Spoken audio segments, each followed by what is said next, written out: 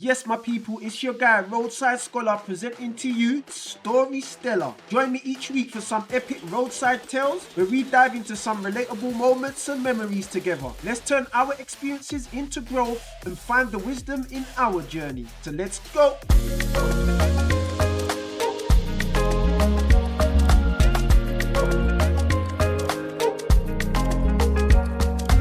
Guys, I've been at my grandma's house now for at least a couple of years or a few years. During that time, I don't remember seeing or speaking to my mum within that time. But the day finally comes where I return back to my mum's house. Now, how that came into play, I don't remember. I just remember the moment of me being with my mum at a new home, which was just around the corner. And this was in a location between Forest Gate and Stratford and Leytonstone, and so I had quick access to all three areas. Now, me and my mum, we've always been cool together, never had any issues or anything like that. Even when we disagree, we always agree to disagree. So now I'm living with mum. I've got my own room. I've got my new younger brother, but he stays in my mum's room. It's still the same setup though: bed, wardrobe, drawers. I may have had a table and chair as well, but same basic standard setup. Also, no TV, no stereo, nothing like that. It was just your normal pen and paper scenario. And this was the point where I did a lot of drawing and a lot of writing, like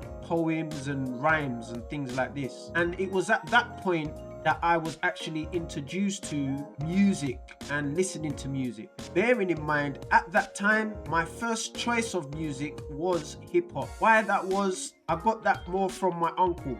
My uncle listened to hip-hop, but it was the old-fashioned stuff. It wasn't the hardcore gangster stuff. It was more softer Run DMCs and things like this. But my first experience with hip-hop was with Method Man. The Wu-Tang Clan were my first experience that I had. And the first time I had them, the first little bit of money that I got, I had to purchase the Method Man Meptical. That was my first ever album that I had purchased. But previously, I had been listening to UK rap. There was these guys from Bradford that were rapping, which was, rap. And I do distinctively remember a song from Bradford that I used to play a lot, which was kind of good. When I got to listen to Method Man, that's it. It was a game changer. That was when I started listening to hip hop. The first incident I remember being with my mum when I had returned to her, because I was still able to go outside and roam around, do what I had to do and whatnot, be with friends. She still allowed me that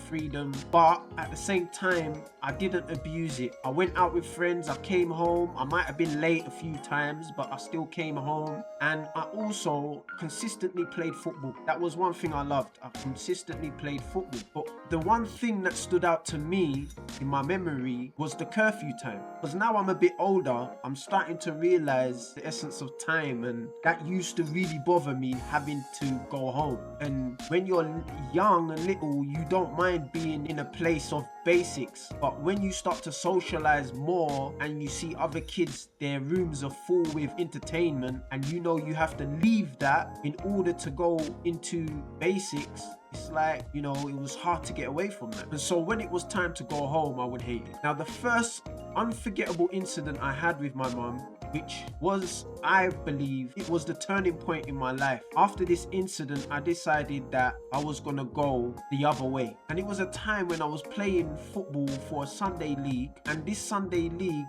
the name of the team was called Newham Colts. I don't know if anyone remembers this, but it was a major team in Newham. And we dominated the league on Sunday. Within our age group, we dominated the league, apart from Peacock Gym. They were the only ones. It was Peacock Gym and Newham Colts. For Newham Colts, there was me, a white kid called Dodd, and an African kid called Kwame. And the three of us, we dominated this team. Anyone else who played for Newham Colts at that time, we're talking about maybe 95, around that time. There were other players, you know, because we were a good dominant team. So it wasn't just us three, it would be a whole team together. And so me and Dodd, we played midfield and Kwame played striker. So one day we were playing a major game. I think it was the game to go on top of the league. We played our hearts out that day. And at the end of the game, I remember we've gone back to the coach, and the coach says, you, which is me,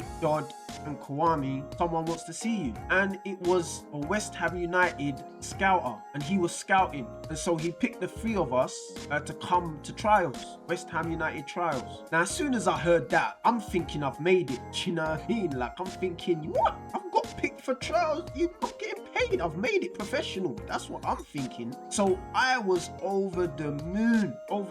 Couldn't believe what I was hearing. I would say that this was the most happiest time I had ever been in my life. Most happiest time. I actually thought my dreams were coming true, and all that hard work had paid off. Although I didn't actually see it as hard work, I was just doing what I love doing. But when I heard that, it was like, wow, like West Ham, like the home of football, you know, knew. After that match, I ran straight home. Literally just ran constantly straight home. I wanted to get home as quick as I could get. So I get home, boom, I burst into the front room and I'm like, Mom, West Ham asked me to play for them. And my mom just turned around and said, don't talk to me about no effing football. I don't want to hear nothing about no effing football. And it was after that I just lost the passion for football. I didn't end up going to the trials. I played football a bit, but I didn't have that drive like I used to. There was a period after that it kind of turned to winter, so it was hard standing on the pitch in the cold. In my mind, it's like I've blown the opportunity because I had the opportunity to go West Ham and